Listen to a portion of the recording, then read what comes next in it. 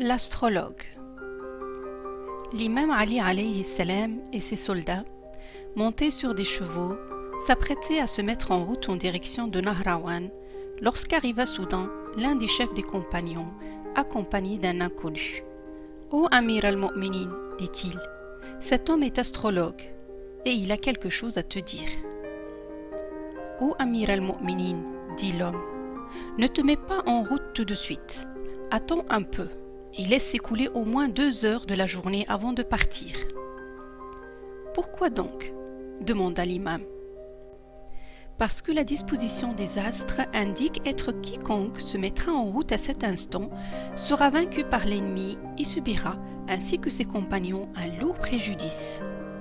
Mais si vous démarrez à l'heure que je vous indique, vous remporterez la victoire et parviendrez à vos fins. »« Ma jument est pleine, répliqua l'imam. « Peux-tu me dire si son petit est un mâle ou une femelle ? » ?»« Je le pourrai en me livrant à des calculs. »« Tu mens. Car le Coran dit « La science de l'heure est auprès de Dieu. Il fait descendre l'ondée. Il sait ce que contient le sein des mers. Nul homme ne sait ce qu'il acquérera demain. Nul homme ne sait en quelle terre il mourra. Dieu est, en vérité, celui qui sait, le parfaitement informé. » Mohammed, l'envoyé de Dieu, n'a jamais rien prétendu de semblable à ce que tu prétends.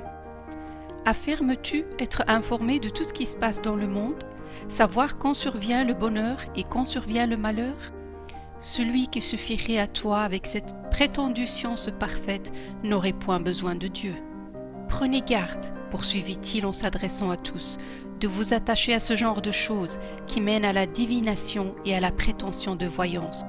Le devin est placé sur le même plan que le sorcier sur le même plan que le mécréant, et le mécréant est promis au feu. Et levant le visage vers le ciel, elle récita quelques phrases de doua, s'en remettant à Dieu très haut.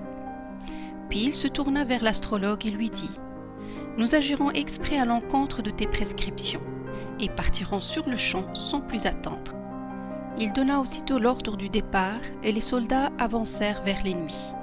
Or, dans peu de djihad autant que dans celui-ci, la victoire revint à l'imam Ali.